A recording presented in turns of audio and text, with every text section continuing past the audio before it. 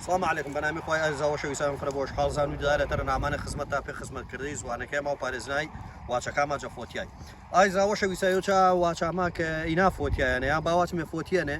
خەڵکە کەم مازانمێ بەکارش بارمێ واچێت جەنگەرانینە ئێمە ماچمێت جەنگ سۆرانی ماچۆ شەڕ ئێمە ماچمێت جەنگەران ئاڵێ ماچا شەڕانی بەڵامی حرف و خەسار بینی خەڵکە فرەوێ ماهۆرامی زوان زاوڵەکەشا گۆرەکەشا پاسە فێری بێنێ بکە باسی وێ کەرا ماچا شەڕانیە فرە شەڕانی بێ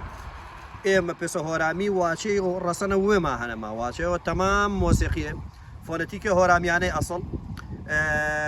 واچەوە ڕەسەنە چەنە ئێمە ماچمێت جەنگەران جاوەر وانێ داواتەوانە کردوێتە و گۆرە و گولانە زاوڵێتە فێرە شاکردی چۆ لە واچە جەنگەران بینێ ئی واچە هۆرامیەمان نەفۆتی و نەواچە شەڕانی جا پارێزنای زوانەکەمە واجب و گردیمانێ پۆکەتە داواتەوانە کرد و ئی واچی باجارەتەر واچی شۆ جەنگەران شەڕانینە هێمەڵاوارە ناتاوا بم استفادە تاون و پەنەشان نیشتێ